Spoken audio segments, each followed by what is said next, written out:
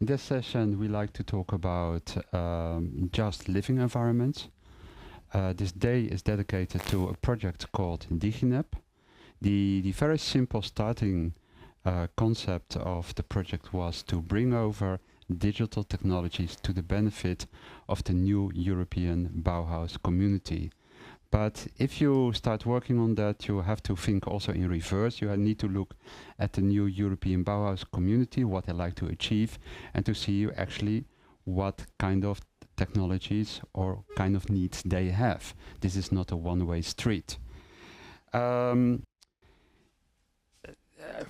be precise about the new European Bauhaus, there are several dimensions to it. Of course, the very simple phrase is beautiful, sustainable, and together. A little bit more explicit, that could go about aesthetics, the Green Deal, and inclusion. And I think when we're talking about just environments, probably we're going to talk more about the inclusion side than the Green Deal, but that remains to be seen. Here today, we're talking with four persons. Online we have Francesca Rizzo from Polymi. We have Diana Popa from TU Delft. We have Kirsi Mustalahti from the Accessible Arts and Culture organization. And we have Stefan Holmlid from Linköping University. Perhaps I should start with myself. I am Frank van Hoeven from the Delft University of Technology. I live in the Netherlands in a city called Rotterdam. There's a river running through that city. And we know that if you live south of that river, you are expected to live 7 years less healthy than if you live north of the river. And a healthy year that you live is being considered a year without chronic diseases. And the city has been working on that problem already for decades. And it's a very tough one. And perhaps we need new ways of approaching such a problem and new concepts. And when I was talking with Kirsi this morning, the concept of radical inclusion came up. Kirsi, perhaps you can tell a bit more about that. No, yeah. Radical inclusion for us means that everyone is included from the beginning, from the design phase. And like we have heard the whole week, how important it is that we listen to the needs of what kind of services we are developing, so that we are not doing something that is not necessary. But in this case, came to my mind that if the environment wanted to be designed again, or to design in a better way, how the community has been involved in it. So could there be tools to check out what kind of innovations or needs comes from the community itself? Like Kathy also talked about it, how important it is that everyone is included from the design phase. Yeah, I see there is a growing interest into that. We are currently in the Netherlands working on things like citizen science, civic engagement, community participation, participatory design. It is a growing field, but it is not easy to put it in practice. Any ideas why that is? What is the hurdle that we face to implement such ideas? Maybe it's the commitment, so that the community doesn't understand, doesn't have a need to do that, that it's maybe not right way introduce the idea that together we could develop the society and our community better for all of us, or like it's about the information, how it's shared to the community. Mm-hmm. Or maybe those tools are not, maybe they don't know how to use the tools, how to do it, to give their contribution for the ideas. Okay. Diana, if I can look to you, from your perspective, just living environments, what is the challenge? I will make a connection with something that we saw earlier in the presentation and go back in time a bit in the era of Machiavelli and the Prince. So that's quite going some time back. And because I am a part of groups addressing governance of AI, and that is a very interesting and fascinating concept. How do we govern AI? Can AI be governed, and at what level? And as a good leader develops its strategy based on the dual relationship between love and fear. So the good strategy is to make people love you, and the very bad strategy is to make people hate you. And I have seen many examples this week of how people can fall in love with technology and use that technology for social good. That doesn't mean that there aren't any risks within the technology. But it's a dangerous thing to make people fear technology. That doesn't mean that fear shouldn't be addressed by the responsible actor or by the actor that can take on that certain responsibility of addressing also the risks involved with technology. So it's a good strategy to devise, let's say, to divide ways of making technology attractive. Let people fall in love with it, but in the same time have the actors in place that understand the risks and can manage the risks in an ecosystem perspective. Okay, but most likely you talk now about a democratic society where you can have certain amount of control in a community, but unfortunately the majority of the world is not a democracy. Indeed. So I see quite some risk. But perhaps it also does matter that we look a little bit broader than just only the technology, but on the design of a complete strain of services. And I was looking into your work, and you are looking into that. Stefan. Yes. So first, this inclusion thing, that's super important, of course. So when we think about living environments, if we go back to that kind of setting, our living environment is full of situations where we create value together. And that's basically the basis for thinking about what service is. We create value together. So this is a situation which could be viewed as a service situation if you want to. And so all our lives and all our living, all our lives or all of our livings, so to speak, it actually consists of value creation in different senses. And sometimes we describe that as service, sometimes we describe that as public sector healthcare or whatever, right? But that's those then strings and sets of situations that we're in. And the radical inclusion way of thinking, I think, also gives us the possibility to actually see those situations and those networks, or whatever you like to call them, of situations to be connected between people, and we will change. I mean, when this is done, I'll go back to the university and I'll be in another set of actors and people and do in another kind of situation and do other things, right? So there are all these strings and all these tentacles happening all over the place.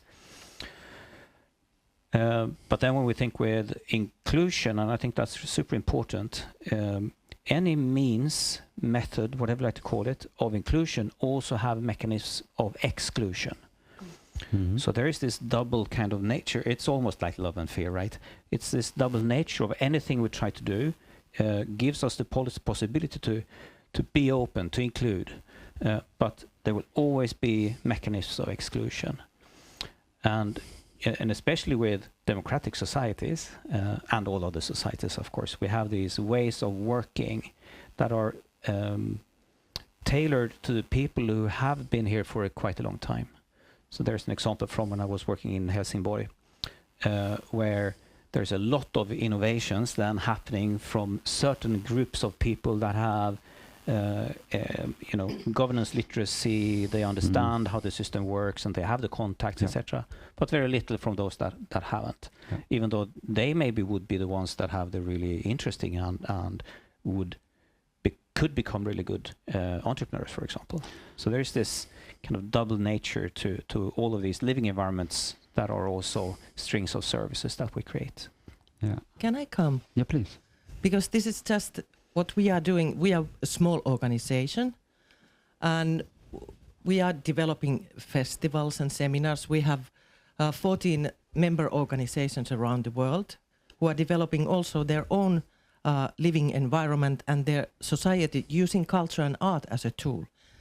And of course, we know that the lack of knowledge is many times making those exclusions. But what is about the radical inclusion still? That our door is open to everyone. It means that despite of your cultural background or your language or your different kind of abilities or special needs, maybe if I can say, you are welcome, and we need to build up safe environment and create tools that you can be creative, that you can do what you want in our small society. So we try to remove the exclusion on that way that we need to open ourselves also to understand different kind of ways of working. Someone is working at night, someone needs to have different kind of tools to make that work happen. But to be really more open, to welcome the different ideas and the different things to that design process, and also for the services. Okay. The way that the discussion proceeds right now is very interesting. I thought it was focusing on the built environment, and is now especially about how people deal with each other. Francesca, you're looking a bit to this conversation from afar. What do you see happening, and how could you react to that? Yes. Thank you. And yes, looking at the discussion from Milano, it's quite interesting. So thank you for giving me the chance to listen to all of you. I would like to, if I may, contribute to the discussion by trying to react to the three main, let's say, topics the discussants were bringing in. Well, about participatory or inclusion or radical inclusion, etc. Well, I think that there is, in my experience, there is still a lot of confusion about not only what does it mean, but also how to conduct it. From the perspective of design, we have, let's say, this idea that inclusion means really co-design with those we are in a certain way invading, no? Because working into a living environment means always entering into a context which belongs to others.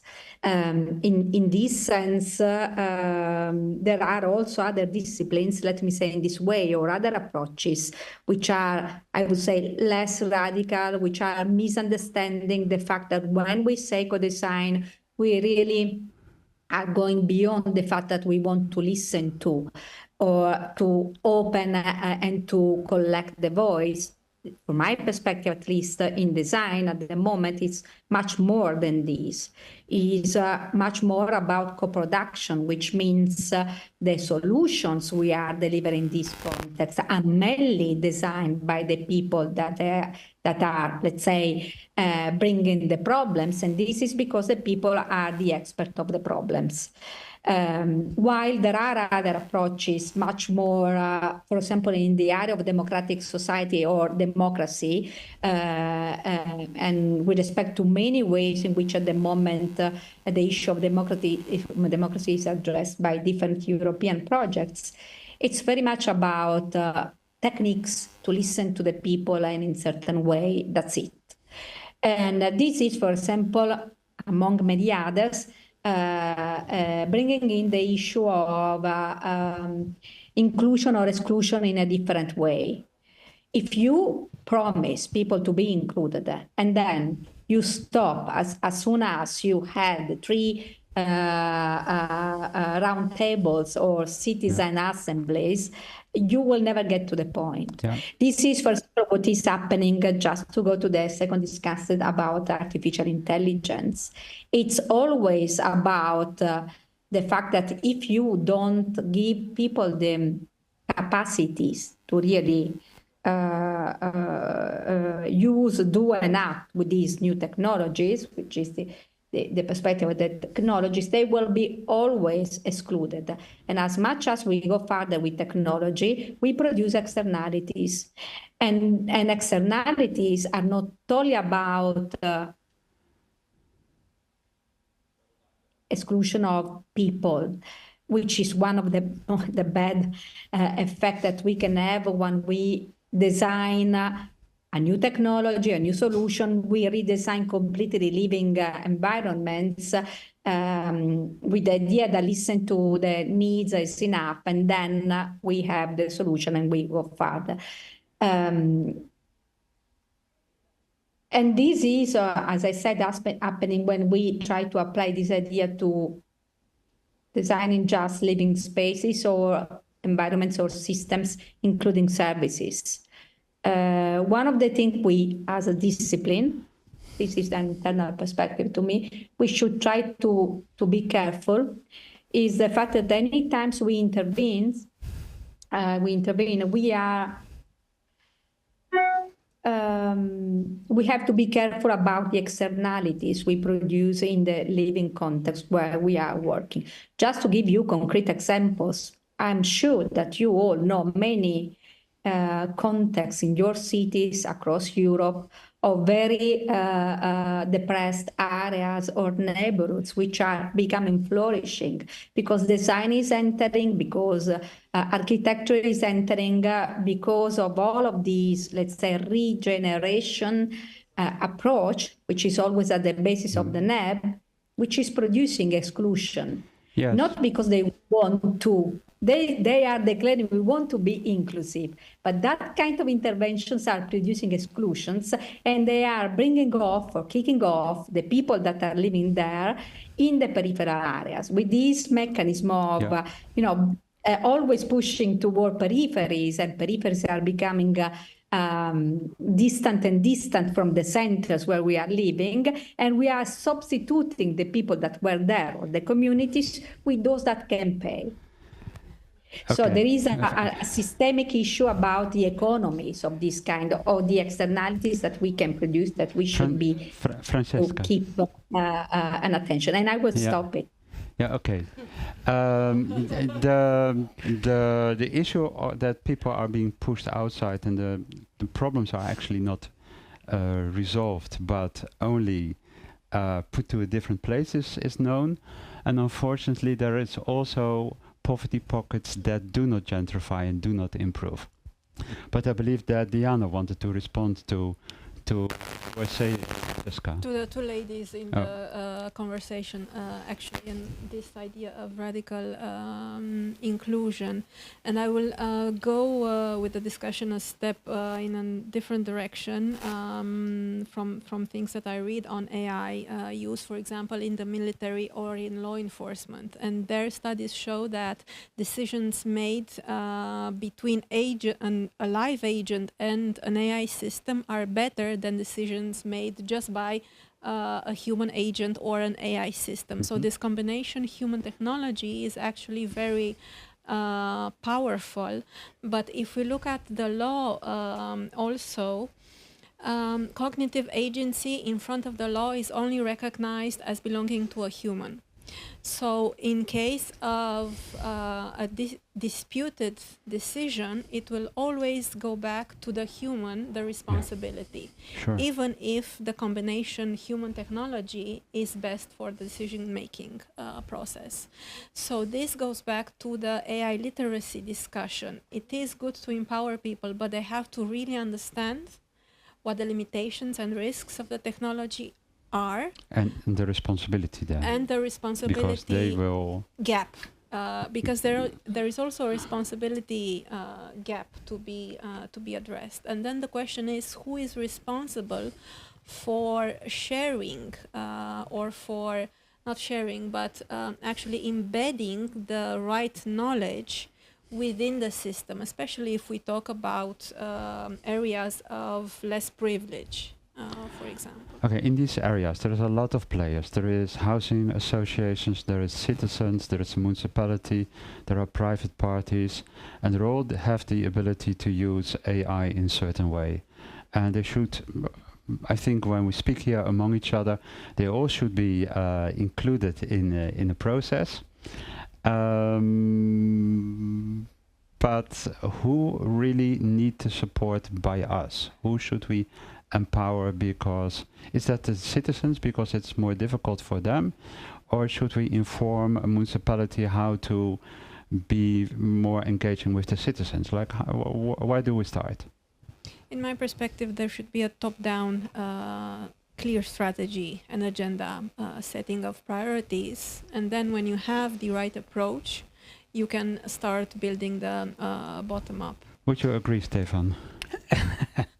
I think we both will appear at the same time. Okay. I don't think we have a choice. So there will be top-down strategies and there will be a lot of bottom-up stuff happening. And it's governing that will be the difficult thing when we think about how this actually will play out in the end. But I was also thinking about, I mean, one of the issues with, if we think about AI and justness or whatever, is that right now AI, in many senses, it's dysfunctional for the purposes it promises to be there for. So there's an irony about how we believe that AI may help us and support us or whatever, right? So there is this right now a problematic that people that are in the, and not the professionals that are using it in teaming, right? But when you try to do this in other settings, well, also in professional settings, actually, you need to adapt to you need to shift your mental model of what it is that you're getting help with, because they are, most of these AI systems are very not intelligent, right? It's the intelligence is not like you're saying, like, right? In the law, the cognitive capacity lies with the human, and for the reason that we haven't really seen anything else, right? But it's also for, we can keep it like that for a good reason, because those systems that we now call AI systems does not have a lot of cognitive capacity. So that's also a thing here. That due to this digiNEB project, I'm playing around with quite a bit of application, and of course you can generate an image for a fuzzy cat with pink hair and holding a microphone. But if you ask generate a housing project in the philosophy of the new European Bauhaus, taking into account sustainability, inclusion and aesthetics, you get something completely horrible, which is completely out of that style. So the really interesting questions we can still not ask. Probably with next iterations we might get there, but at this moment. So I think probably with other kinds of AI, because those generative AI that we're currently using, they are not good for planning for example, they don't have the cognitive capacity of planning, which means that some of those things that has to do with European Bauhaus together, beautiful, right? It will be very biased, or together it's difficult to envision what that means. If you're just a generative AI, you need to understand planning and inclusion, involvement, and planning concepts. Yes. Exactly, to be able to do that, right? So right now they don't know that. So I'm quite curious whether it would be able to understand a concept like radical inclusion. Do you think that would happen? That a tool could help us? Please come up with a sensible strategy for for applying radical inclusion in neighborhood X. Apua. No, how can we teach the AI to understand the diversity of the human? We have to feed it with data, most likely. Yes, with the data. Yeah. And we have been talking about the data here a lot, Yeah. that it has to be transparent and it has to be exact. But how can we teach AI to understand also that there are mental things, there are things that is not visible, that we are complex and we have plenty of feelings, and I don't know. I really don't know. You know, Frank, there was, because you said of democracy and people that are equal, and I will go back to Orwell and what he said, everyone is equal, but some are more equal than others. Yeah. So it's also a matter of how equal are we actually? We're not equal, but we should have equal rights. Mm. Yeah. How are we doing with time? Because we're about... We started a bit late. Yeah. So you can go a little bit over the Okay. originally planned time. Yes. Cool. Of course, Francesca has been. Yep, Francesca. Francesca, my apologies, it's a bit difficult to get you into the conversation because you're behind my back. But please drop in. You are listening to our conversation here.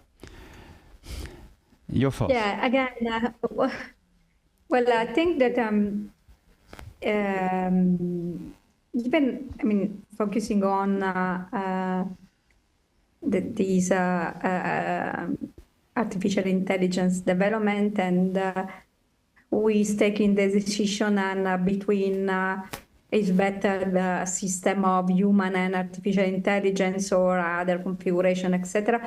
For now, by law, because we have the European regulation, which is the one that is leading our approach to artificial intelligence, it's by law that we gave the control to the humans. While the current developments are also, let's say, open to, of course, other possibilities, and with the quantum, which is coming in the next years, I think that artificial intelligence will also be able to have some capabilities in terms of planning and envisioning futures, because part of this depends on the computational power. The point is, to me again, if we are also speaking about the NEB principles, the kind of new aesthetics that these kind of agents can bring into our life. What does it mean interacting with these agents? Because it can even be positive. I don't see only the negative aspects. They can improve a lot. And the point is still, again, to me, externalities. As much as we increase this kind of technologies, we are de facto including externalities, because there are people that simply are not accessing all the possibility to understand how to interact with these instruments. They don't have the economic capabilities to interact or to deal or to use this kind of instruments. And there are other contradictions, which is quite funny to observe. For example, we are running towards artificial intelligence, so not considering the kind of energy we are consuming to run algorithms and artificial intelligence. So there are these big contradictions in all the discussions that we are not only having here, but with respect to the three NEB principles, which are impacting today.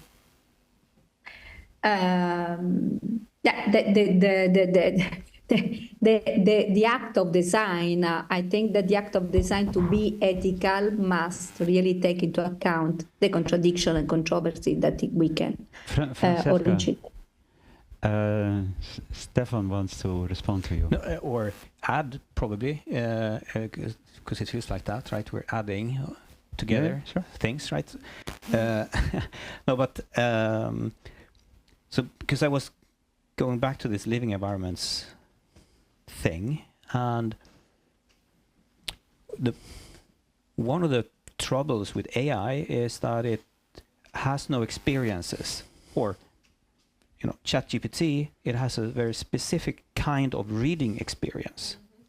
But my reading experience, when I sit with my book on the porch in our cottage, looking out over the lake, it's nothing like the reading experience that ChatGPT has, right? So, which also means then that some of these things that we're talking about, the feelings or beautiful, or am I sitting there with my wife or not? All those things goes into that reading experience. Okay. And that's a living environment in that sense. So I understood that here Sweden is good in the technology behind things like Netflix. There is a rating of movies on Netflix, and we should ask AI to start watching movies and try to understand why a series has a better rating than another. How can we give AI that experience that you're describing? Would that be possible?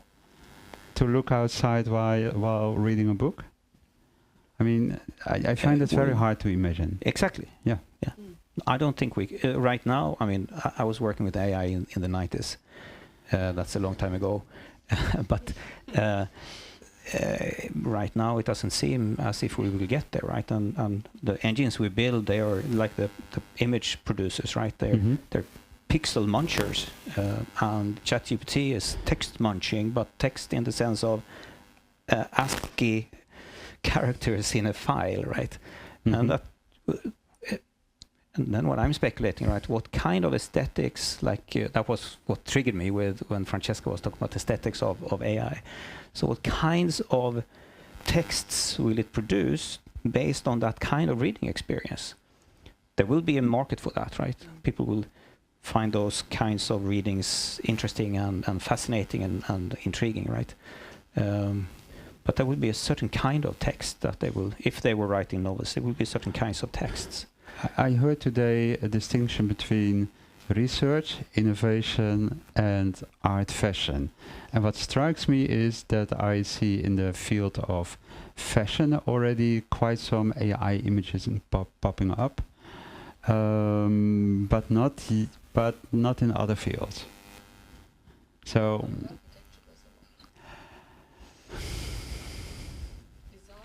Yeah, but can you make it? Can you make it? So you can draw it, but can you make it? So that's a challenge. It starts to sound like a very luxury problem. Yeah, probably. But I don't think that the whole issue that we started with, the just living environment, is a luxury problem. I gave the example that if your healthy life is being shortened with 7 years because you live in a neighborhood called Bloemhof instead of a neighborhood called Zevenkamp, that's a real issue, and we need to address that. And what I understand from this conversation is that access to networks, communication between people, is probably one of the areas that is really interesting to look in to make further steps into that. Would that be a fair observation? Or I don't want to call it a conclusion. Social capital has always been a power middle instrument. Yeah. So it will stay the same.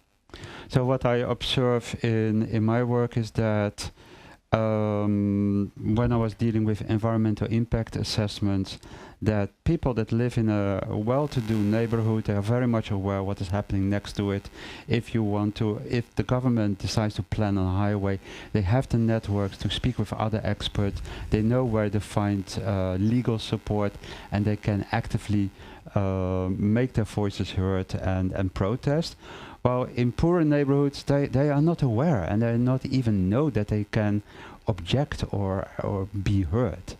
So the access to networks that you have for people that can tell you what you cannot and what you can do, understand what kind of facilities we have in place, is really essential, because in principle all these possibilities are there, but people are excluded because they have no idea even. They were never told. But I mean, knowledge is one part in this, maybe, but it's also then a power issue, and of course also who is making sure that they will understand and can make this happen and get access, or we. So one of the issues here is not that there is one area and another area, but it's the relationship between those areas. It's that we have this it's a double segregation, right? Yes. So it's segregated in segregation is not just one of these areas, but it's the fact that we have this relationship between those areas that there is segregation. Okay. So it's how can we work with this relationship rather than focusing on only making interventions into one of these areas? Because there will still be the knowledge a divide, maybe there will still be the power divide, etc. So we need to unperpetuate, what would I like to call it, right? Diverge away from keeping those relations alive that are already then unjust in some sense. So I think focusing on those relationships is much more important than trying to think that we can solve the problem in one of the places, right? Okay.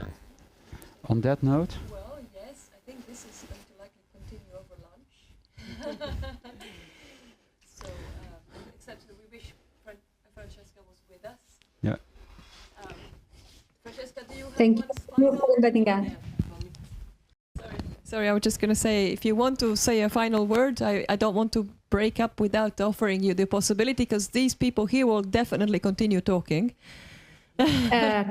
Well, I think that what Stefan said in the last 30 seconds, try to understand the interactions, the intersections between the different parts of the systems, to understand the different influences, impacts, and I mean, systemically speaking, this is the big issue, how we address the interactions between the component more than solving a problem for one of the specific component. Yeah. This way of working will produce externalities on the other. So the point is how we keep the interactions and be able to support and design for these interactions. That's wonderful. Thank you so much, Francesca. And I would like to point everybody to the work that Stefan has said quite a bit, but not necessarily strictly about the work that he's doing, which is about just transitions. So please look into their work here at his department's work at here at Linköping University. Sorry, am I supposed to look at over there? Sorry, you see, there's all kinds of directions. Yes, I just want to point you to his work. You have heard a lot from Diana. There are a lot of really fantastic both keynotes and provocations that she has made this week, which you will also be able to see released online, and follow what Kirsi is doing in her work. Is absolutely extraordinary. Work that really enables much larger sections of the population to have a meaningful contribution to society. And thank you, of course, very much, Frank, for leading us through this. So it's been a real pleasure to have you all. As I say, conversation continues over lunch. A round of applause for our panelists. Okay.